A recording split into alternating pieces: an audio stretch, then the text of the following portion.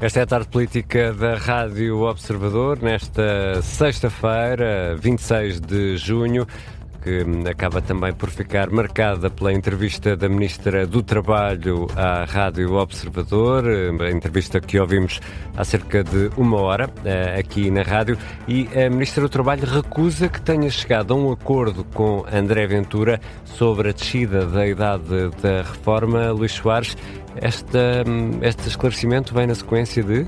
Vem na sequência das declarações do líder do Chega, que na semana passada disse que a Ministra do Trabalho foi desautorizada pelo Primeiro-Ministro, uma vez que antes do chumbo do pacote laboral, a Ministra admitiu uma eventual descida da idade da reforma para trabalhadores por turnos. Ora, em entrevista ao Observador, Maria do Rosário Palma Ramalho garante que nunca discutiu o tema com o líder do Chega, apenas manteve reuniões com 3 deputadas do partido.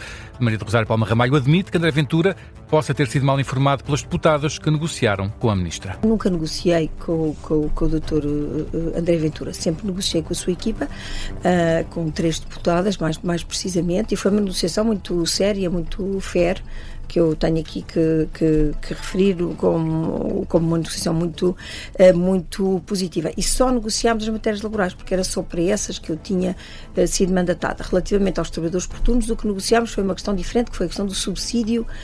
E aí estava disposta a admitir esse subsídio? Sim, nós considerámos efetivamente. Então André Ventura mentiu. Essa hipótese. Ou foi mal informado pela sua equipa, não sei. Nesta entrevista, Maria do Rosário Palma Ramalho explica ainda que a versão final da prestação social única, aprovada com o PS, é aquela que o Governo defendia e garante que não há alterações no que diz respeito ao incentivo ao trabalho. A obrigatoriedade mantém-se, explica a Ministra do Trabalho. O atual RSI prevê que haja uma coisa chamada contrato. Pronto.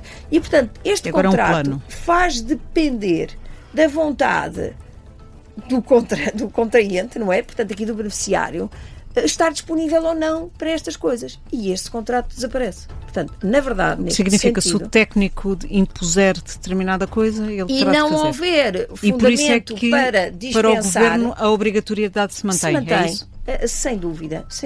E assim terá que ser. Assim como, se não for cumprida uma daquelas atividades por uma razão injustificável e grave, se perde o direito à prestação. Portanto, na verdade, o que nos separava aqui, julgo eu, do Partido Socialista, era mais semântica. É tudo uma questão de semântica, explica a Ministra do Trabalho nesta entrevista ao Observador, na qual defende também que o Governo deve voltar à reforma laboral o mais depressa possível, embora admita que é preciso primeiro fazer uma avaliação política com o Primeiro-Ministro. E depois dos sismos na Venezuela, o Presidente da República garante que Portugal vai dar a ajuda necessária ao país e aos lusodescendentes. Ainda hoje parte para a Venezuela uma missão portuguesa de apoio, de acordo com a Proteção Civil. Trata-se de uma equipa especializada na vertente de busca e resgate em estruturas colapsadas. No total são 62 elementos, com muita experiência em cenários de sismos.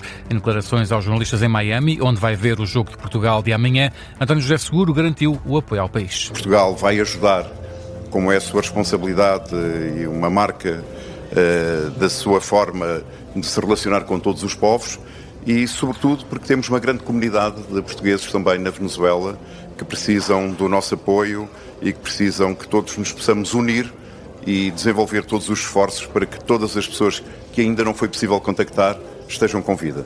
Garantia deixada por António José Seguro, que tem estado em contacto com o Primeiro-Ministro sobre o tema. O Presidente da República, que participou em Miami na sessão de abertura do Portugal Football Summit.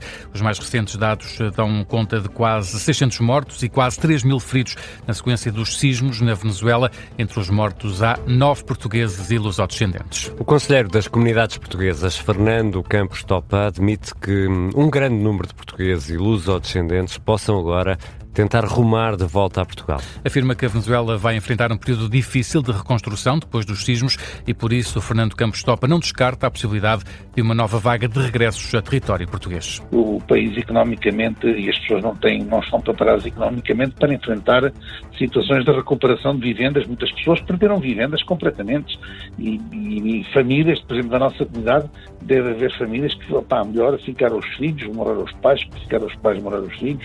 Eu não descarto até que possa haver uma nova vaga de cidadãos portugueses a querer ir para Portugal. Isso pode suceder facilmente. Fernando Campos Topa fala numa situação difícil em Lagoaira, o estado mais afetado pelos sismos. Mas na zona de Lagoaira, na zona perto do aeroporto, na zona do chamado litoral central, realmente a situação é complicada, é muito difícil. Incluso não se pode, neste momento, circular livremente de Caracas para La Guaira. Pronto, a situação é muito difícil. Não se pode circular livremente sob risco de quê? Não, porque as autoridades não estão a permitir que as pessoas circulem para o litoral central assim, de maneira tão simples. Pronto, há bastante controle. O retrato traçado ao Observador pelo conselheiro das comunidades portuguesas em Caracas, Fernando Campos Topa, entrevistado esta tarde pelo jornalista Miguel Videira. E há outras notícias a marcar esta sexta-feira. Há novidades no Partido Livre. Rui Tavares decidiu abandonar o cargo de porta-voz. Isabel Mendes Lopes mantém-se e passa a partilhar funções com Jorge Pinto. Rui Tavares só poderá voltar a ser porta-voz do partido em 2030, mas isso não quer dizer que Tavares fique de fora, por exemplo, dos debates de legislativas em 2029. Isso depende daquilo que o partido considerar o que for melhor para essa altura. Ao que para o Observador, a ideia de passar Jorge Pinto a porta-voz já estava prevista quando o deputado foi escolhido para candidato presidencial.